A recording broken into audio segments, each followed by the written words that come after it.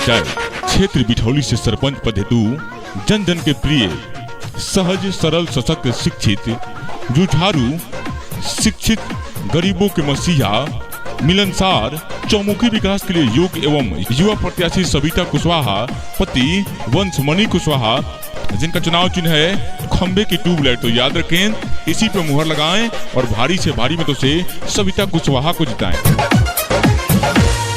पंचायत बिठौली की ये जनता ने है ठाना, पंचायत बिठौली की ये जनता ने है ठाना, पंचायत बिठौली की ये जनता ने है ठाना, पंचायत बिठौली की ये जनता ने है ठाना। चाचा चाची भूल न जाना सविता कुशवाहा को जिताना, चाचा चाची भूल न जाना सविता कुशवाहा को जिताना। तो याद रखें, आपका अपना चुनाव चिन्ह, जी हाँ, आपका अपना चुनाव चिन्ह खंभे की ट्यूबलाइट। तो याद रखें, इसी खंभे के ट्यूबलाइट पर अपना बहुमूल्य वोट दें और भारी से भारी मतों से विजयी बनाएं। याद रखें भाई और बहनों, आपका अपना चुनाव चिन्ह, जी हाँ, आपका अपना चुनाव चिन्ह खंभे का ट्यूबलाइट। तो जी हाँ, इसी पे अपना बहुमूल्य वोट दें और भारी से भारी मतों से विजयी बनाएं। याद रखें, आपका अपना चुनाव चिन्ह खंभे की ट्यूबलाइट, खंभे की ट्यूबलाइट। तो जी हाँ, याद रखें, खंभे की ट्यूबलाइट।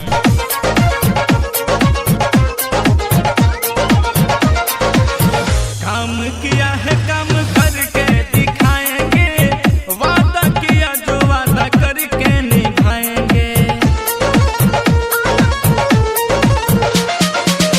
काम किया है काम करके दिखाएंगे, वादा किया है वादा करके निभाएंगे।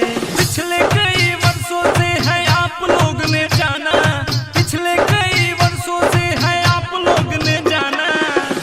चाचा चाची भूल न जाना सविता कुशवाहा को जिताना, चाचा चाची भूल न जाना वंशमणि को जिताना।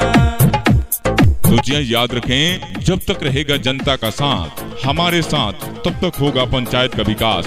तो याद रखें, आपका अपना चुनाव चिन्ह, जी हाँ, आपका अपना चुनाव चिन्ह खंभे की ट्यूबलाइट। तो याद रखें, इसी पे अपना बहुमूल्य वोट दें और भारी से भारी मतों से सविता कुशवाहा को जिताएं, जिनका चुनाव चिन्ह है खंभे की ट्यूबलाइट, खंभे की ट्यूबलाइट। सविता कुशवाहा है सुख दुख के साथी, कर्मठ सुयोग ईमानदार प्रत्याशी। वंशमणि है हाँ सुख दुख के साथी, कर्मठ सुयोग ईमानदार प्रत्याशी। जीत का है ताज इनके सर पे है सजाना, जीत का है ताज इनके सर पे है सजाना। दादा दादी भूल न जाना सविता कुशवाहा को जिताना, दादा दादी भूल न जाना सविता कुशवाहा को जिताना।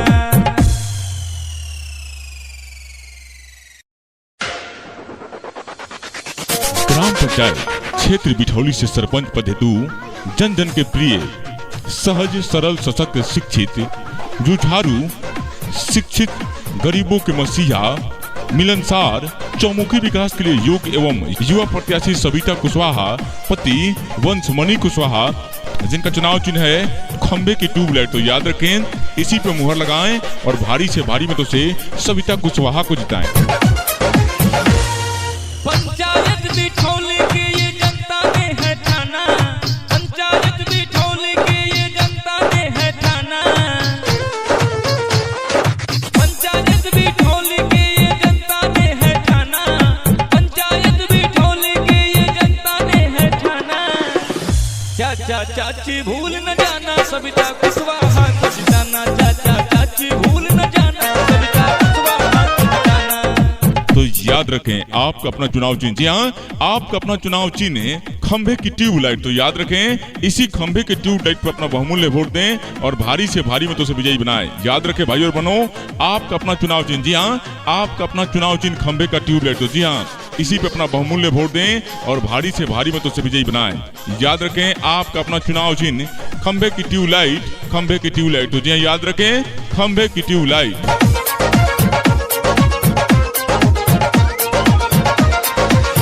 काम किया है काम करके दिखाएंगे, वादा किया जो वादा करके निभाएंगे। काम किया है काम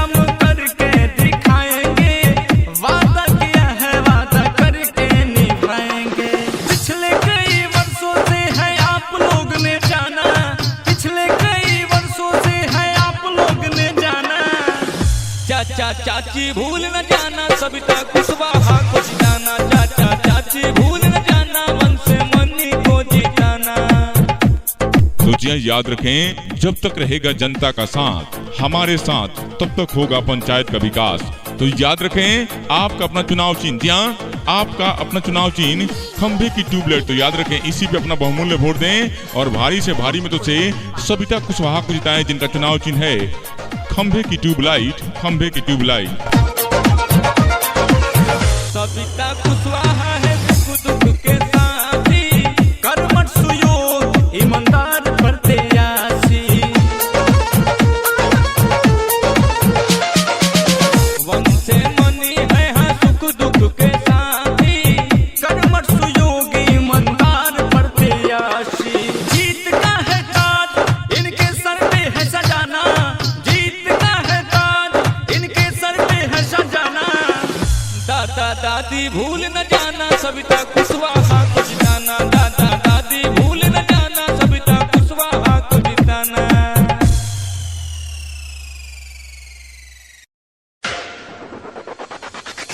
ग्राम पंचायत क्षेत्र बिठौली से सरपंच पद हेतु जन जन के प्रिय, सहज सरल सशक्त शिक्षित जुझारू शिक्षित गरीबों के मसीहा मिलनसार चौमुखी विकास के लिए योग्य एवं युवा प्रत्याशी सविता कुशवाहा पति वंशमणि कुशवाहा, जिनका चुनाव चिन्ह है खंभे की ट्यूबलाइट। तो याद रखें, इसी पे मुहर लगाएं और भारी से भारी मतों से सविता कुशवाहा को जिताएं।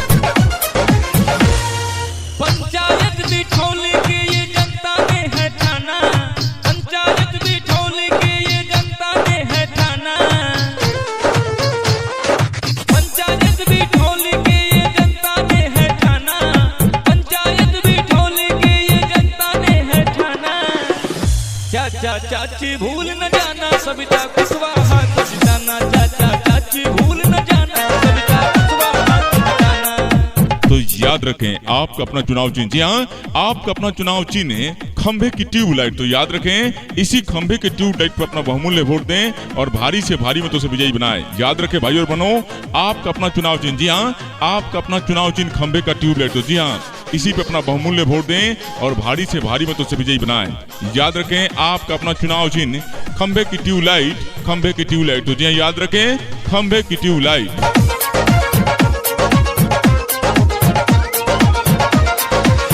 काम किया है काम करके दिखाएंगे, वादा किया जो वादा करके निभाएंगे। काम किया है काम करके दिखाएंगे, वादा किया है वादा करके निभाएंगे। पिछले कई वर्षों से है आप लोग ने जाना, पिछले कई वर्षों से है आप लोग ने जाना। चाचा चाची भूल न जाना, सविता कुशवाहा को जिताना। चाचा चाची भूल न जाना, मन से मनी को जिताना। तो जी हाँ, याद रखें, जब तक रहेगा जनता का साथ हमारे साथ, तब तक होगा पंचायत का विकास।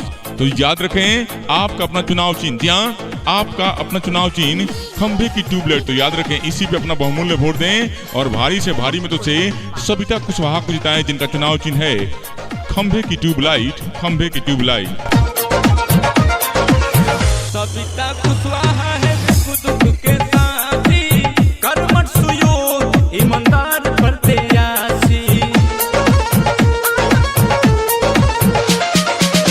वन से मनी है हाँ सुख दुख के साथी, कर्मठ सुयोग ईमानदार प्रत्याशी।